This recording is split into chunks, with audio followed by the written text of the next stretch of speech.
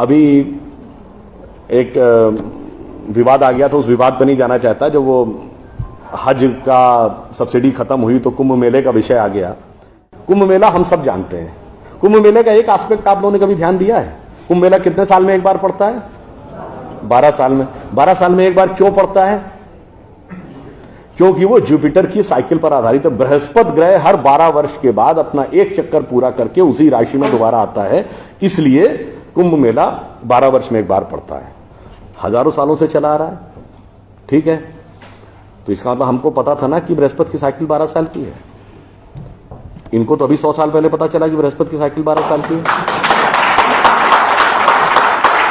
और उसके बाद हमको समझा दिया जाता है नहीं साहब हम अनसाइंटिफिक थे। अब आप एक और बड़ी मजेदार बात देख लीजिए। सूर्य ग्रहण और चंद्र ग्रहण पड़ता है तो उसका डेट और टाइम कौन तय करता है? सरकार घोषणा करती है ना, टीवी पे आता है, रेडियो पे आता है, अखबार में आता है। किस बेस पे आता है?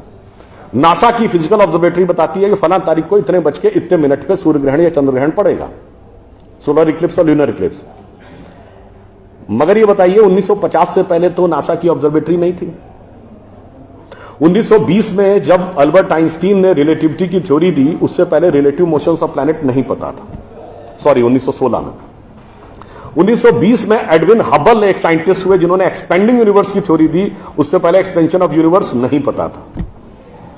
1900 में मैक्स प्लैंक साइंटिस्ट हुए जिन्होंने लाइट की क्वांटम की थ्योरी दी, फोटॉन्स वाली, उससे पहले प्रोपगेशन ऑफ लाइट ही नहीं पता था। 1897 में जे टॉमसन ने इलेक्ट्रॉन खोजा, उससे पहले आप मानते थे एटम अनडिविजिबल है। और 1633 में आप ये कहते थे, गैलीलियो को फांसी दे रहे थे इस बात के लिए कि उसने कहा सन रिवॉल्व्स राउंड द अर्थ गलत है।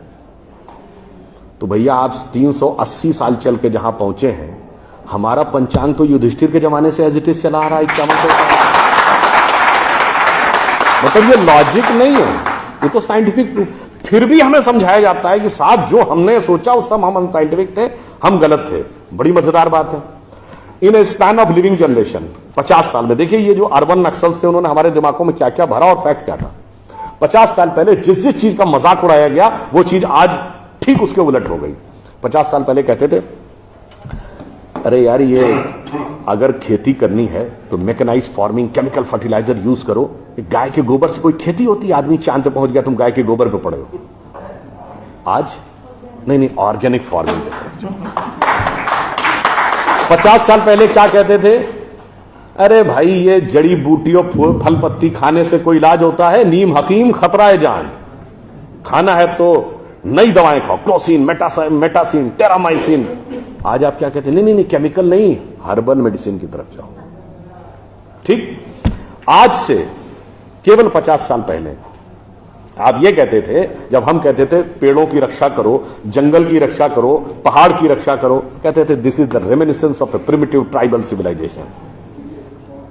आज 1992 के रियो डी जेनेरो से लेकर 2009 के कोपेनहेगन से लेकर 2016 के पेरिस तक आप कहते हैं नेचर फ्रेंडली डेवलपमेंट करो।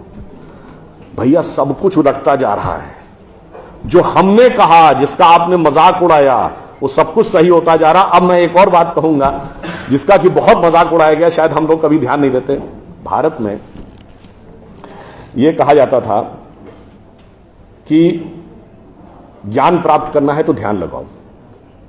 संत महात्मा जाके गुफा में ध्यान लगाते थे, पीर फकीर जाके कहते थे इल्हाम हो जाएगा।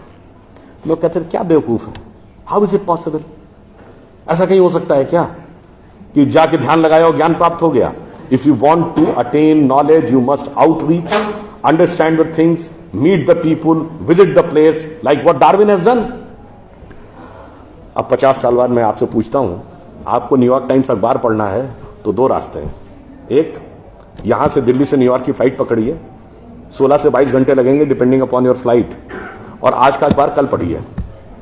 और दूसरा है कि मोबाइल पे डाउनलोड करिए खट से और पढ़ लीजिए। क्यों? आपके हाथ में डिवाइस है, जिसने डिवाइस बनाई उसने सॉफ्टवेयर भी बनाया है, और जिसने सॉफ्टवेयर बनाया उसने सपोर्टिंग नेटवर्क भी बनाया है।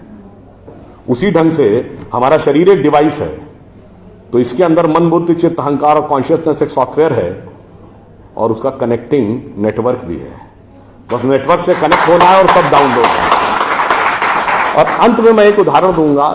सब कुछ कहा जाता था कि पैसे के कारण शोषण हुआ, इसलिए खड़े हो जाओ, लोगों के साथ भिड़ जाओ। हमारे यहां परंपरा में त्याग का महत्व था। हम आपसे पूछें, दो राजा बताइए जो सबसे बड़े महान माने गए भारतीय संस्कृति में, राजा राम और राजा हरिश्चंद्र। दोनों इसलिए कि त्याग किया, इसलिए नहीं कि बड़ा बड़ा इलाका अलेक्जेंडर द ग्रेट की तरह कब्जा कर लिया। अब मैं एक आपको उदाहरण देता हूं, वो त्याग कैसे समाज में रचा बसा था। हमारे पूज्य संतों में से एक हुए संत रविदास, काशी के रहने वाले थे। उनके पास भगवान राम की एक मूर्ति थी। काशी नरेश उनके पास गए, कहा जाता था इतनी सिद्ध मूर्ति है, आप कृपया इसे मुझे दे दीजिए। ऐसी मूर्ति राजा के पास होनी चाहिए राजभवन में, ना कि इसमें मैं इस मूर्ति के वेट का 10 गुना सोना आपको दे दूंगा। उन्होंने मना कर दिया। उन्होंने कहा जी इसके वेट का 100 गुना सोना दे दूंगा। उन्होंने मना कर दिया। तो राजा को थोड़ा क्रोध आ गया। उसने कहा ऐसा है रैदास जी, आज जिस झोपड़ी में रह रहे हैं इसमें जितना सोना आ सकता हो नीचे से ऊपर तक उतना भर लीजिए, उतना मैं आपको देने को तैयार हूं। तो एक बार उनकी पत्नी का मन आया कि भाई ऐसा बढ़िया ऑफर नहीं मिलेगा, अब हमें इस पर विचार कर लेना चाहिए। रैदास ने क्या जवाब दिया? एक मोरो राम नाम धन, एक मोरी आशा, ऊ धन आई है ई चले गई हैं, ना चाहे भगत रैदासा। मना कर दिया। रैदास जी क्या थे? वो जूते बनाते थे, आज की परिभाषा के अनुसार दलित थे। अब आप आइए, संत कबीर जुलाहा थे, आज की परिभाषा के अनुसार ओबीसी। जब उन्होंने, उनके बेटे ने भगवान के भजन के बजाय पैसा कमाना शुरू किया तो कबीर ने क्या कहा? उनके बेटे का नाम था कमाल। उन्होंने कहा बूढ़ा वंश कबीर का, उपजा पूत कमाल, और हरि का भजना छोड़ के घर ले आया माल। यानी उन्होंने उसको डिस्कार्ड किया। आप त्याग में रह के दिखाएंगे। अब आप आइए, मीराबाई राज परिवार की थी आज के हिसाब से, फॉरवर्ड। और उन्होंने क्या कहा? पायो जी मैंने राम रतन धन पायो, और जन्म जन्म की पूंजी पाई बाकी सबे लुटायो। उन्होंने भी पैसे की तरफ नहीं रहा। और अंत में ये सब एक ही कंटेम्परेरी है, तुलसीदास जिन्होंने रामचरितमानस लिखी, वो ब्राह्मण थे, फॉरवर्ड आज के जमाने के हिसाब से। कहा जाता अकबर उनके पास गए। अकबर ने कहा कि आप हमारे दरबार में आकर स्थान ग्रहण करिए, हम आपको 60,000 की मनसबदारी देंगे। उस जमाने में मनसबदारी एक रैंक होती थी।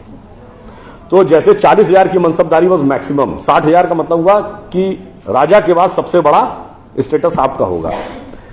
तो तुलसी ने क्या जवाब दिया? हम तो सेवक राम के, हियो धरो दरबार, हमारे तो हृदय में भगवान राम का दरबार धरा हुआ है। तुलसी का अब होएंगे नर के मनसबदार। ये मैंने क्यों बताया? जो बातें ये अर्बन नक्सलिस्ट समझाते हैं कि शोषण किया गया, कैपिटलिज्म किया गया, अगर मार्क्स ने कहा धर्म एक अफीम है जो गरीबों को पिला दी जाती है ताकि अमीर उस पर हुकूमत करता रहे, पर यहां ऐसा नहीं था। मैंने दिखाया समाज का निचला वर्ग हो, मध्यम वर्ग हो, उच्च वर्ग हो, राज करने वाला वर्ग हो, सबने कहा जो त्याग करेगा वो महान होगा। इसीलिए हमारे यहां महात्मा गांधी महान हुए, ना कि प्रधानमंत्री रहने वाले नेहरू महान। तो इसलिए मैं अंत में ये कहूंगा आप सभी लोगों से कि ये जो मायावी रावण साधु का वेश बना के आता है, सूक्ष्म दृष्टि से इसको समझिए और आश्वस्त रहिए कि वो चाहे कितना भी मायावी हो, अंत में विजय हमारी ही होगी, क्योंकि हम आज दुनिया के यंगेस्ट नेशन है। जैसा अभी नलपत जी ने कहा ना कि भाई people like us we are in minority. हम देश दुनिया के सबसे युवा देश हैं, यह सत्य है, मगर यह अर्ध सत्य है। हम सबसे युवा देश और सबसे प्राचीन सभ्यता है। We are the youngest nation and the oldest civilisation. तो एक गौरवशाली हमारा भूतकाल है और एक शानदार भविष्य है जो हमारी प्रतीक्षा कर रहा है। बस बीच के इस माया के प्रपंचों को से हम बचे रहें तो कहीं कोई संदेह नहीं। एक पंक्ति कहकर समाप्त करूंगा कि गौरवशाली था भूत, भविष्य भी महान है, अगर संभालें आप उसे जो वर्तमान है। धन्यवाद।